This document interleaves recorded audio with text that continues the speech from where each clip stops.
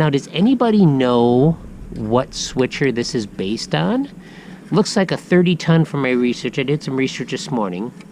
The Atherin Hustler, which is not a real switcher, is very similar to this. Thanks for coming down and hanging out in the basement with me today. What we've got is this little Republic steel switcher that's designed to operate on DC voltage. If I put this on the track, I would damage the motor. This engine is from 1977, also cataloged in 1978 in the steel color set shown here.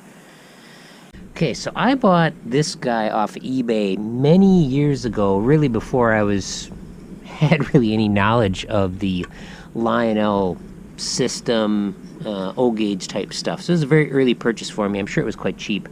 And I was very disappointed because it just ran a little bit then stopped. That's because there is a big crack right here in this gear. It might be a little hard to see, but if we go with it, it'll go almost all the way around, but then it stops right where that crack is. Actually, it's going good in that direction, but you go in the forward direction, it just locks right up.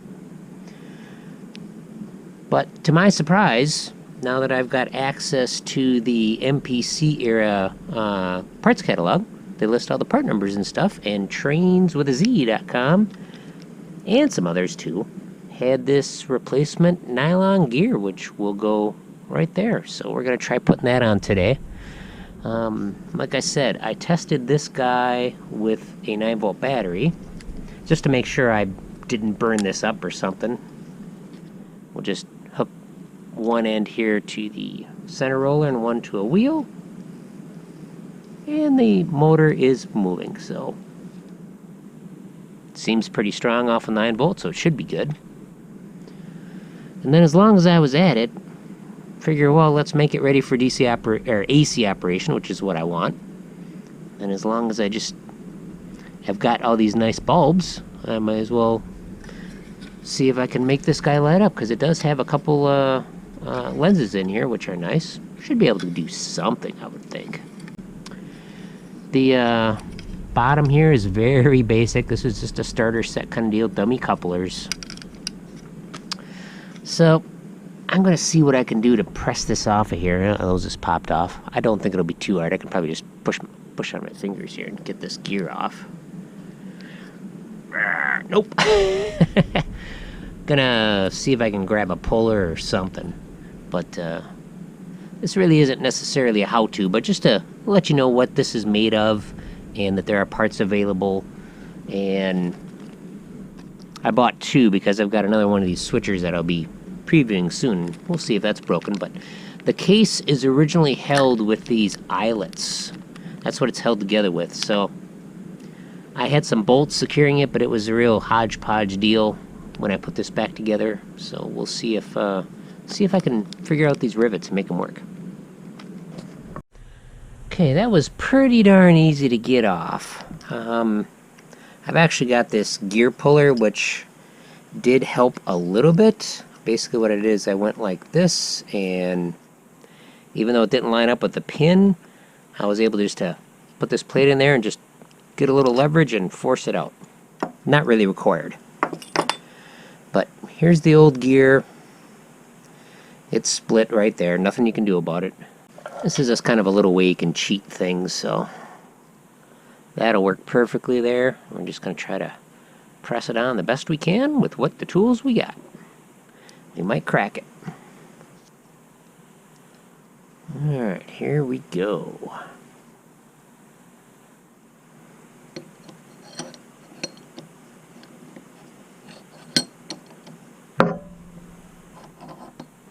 Make sure we got things centered here.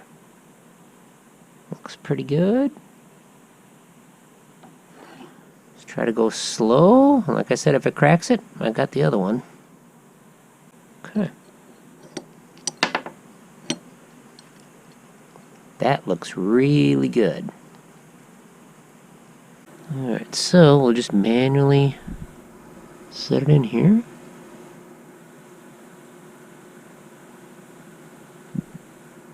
There we go.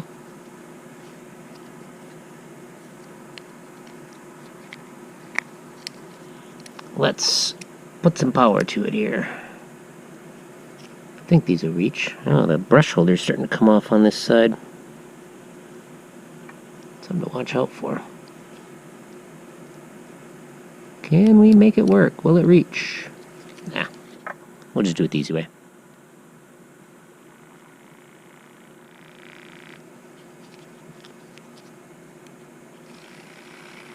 Well, it's going around.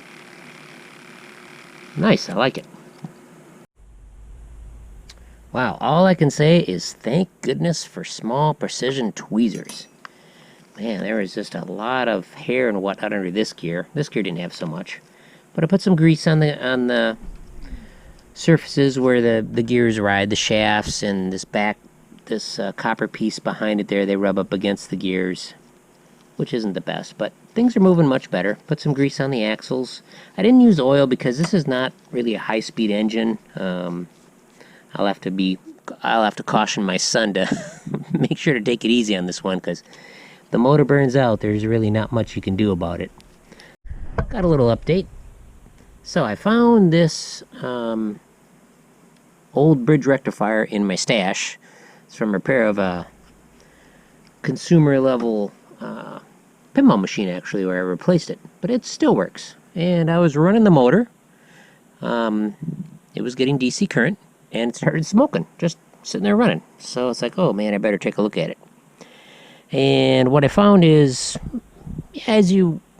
longer you work on stuff, the more you learn. So there was a buildup in between the three plates here in the gaps, so that certainly does it. And this bottom one had it had oil on it, so that's also something. But here's one brush, and then there's the other one that's cracked, probably from this being pulled off. Maybe I did it many years ago. Probably from being pulled off without pulling these out first. Bound to happen, but we'll put it back together and give her another test run. This is a Mabuchi FT33 motor is what this is. Look online for the breakdowns of these, but you basically take 4 diodes, hook them up in this configuration, and AC goes on the sides, doesn't matter which way, and then you have DC on top and bottom. Alright, so motor is now affixed to the DC side of the bridge rectifier, and I've lightly tacked on the wires for the AC side because I'm going to hook up wires for my lights, and those will be more down to here, and I'll chop off these extra wires. But otherwise it's looking pretty good. I could have used a little longer wire on the motor, but this thing can live either right on top here or right in front. There's plenty of room in the locomotive. But now, moment of truth. Let's see if it goes forward. Ready. Hey, it works. One more test. Not the best, but hey. We're working with substandard stuff here. This is meant to be cheap of the cheap. Cheapest they could make it. Okay, so we're ready to hook up our wire to our lights here. Now, I'm going to be doing something similar that I did in the NW2. I'm just going to use a piece of heat shrink tubing to hold the light in. It's not the most effective because the most light comes out the side versus the end, but it's better than nothing.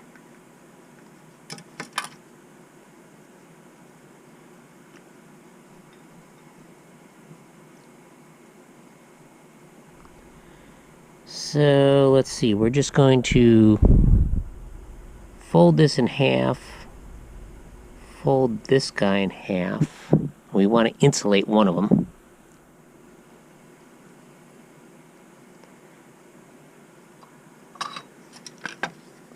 I'm folding it in half just so we have a mechanical attachment as well.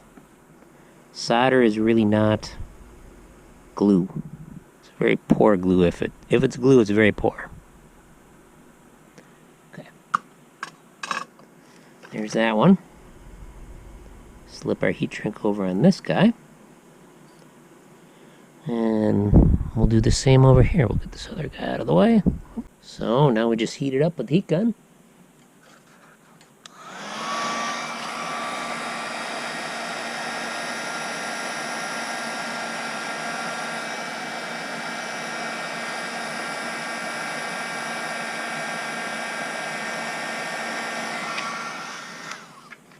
And now that won't short out. The next step, we'll take a length of heat shrink tubing, we'll slide it over the end there. This is a little bit long for what I need. Cut it back a little bit.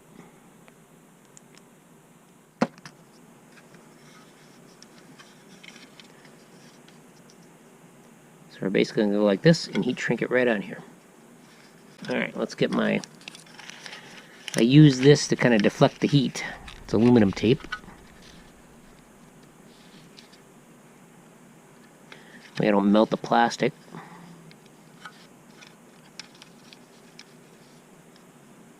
There we go. Try to keep that in position. Carefully apply some heat. Turn on our transformer. I could probably use a lower voltage bulb because we won't be running 18 volts in this guy. Let's see how it looks. There we go. That'll work. That's at 7 volts right there, so you'll be able to see it. Cool. Do the same thing with the back and we'll hook it all up.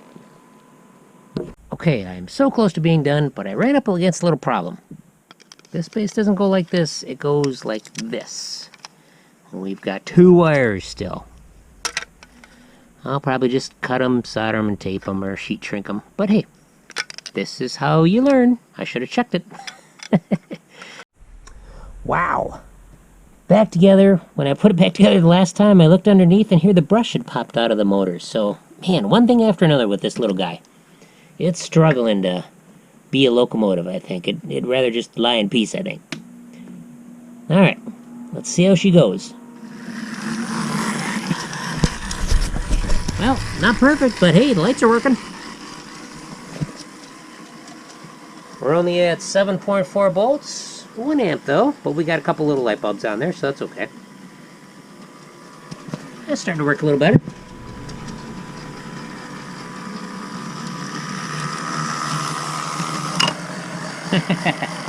Whoops, guess I left this train on the track, but that's okay. Okay, let's see how it does with this small train.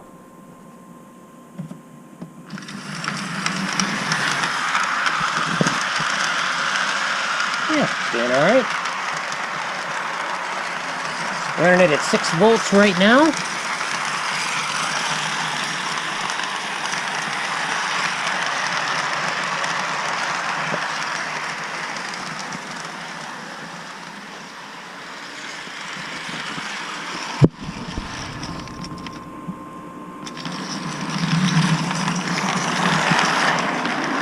Yeah, wheels are a little dirty. That's okay.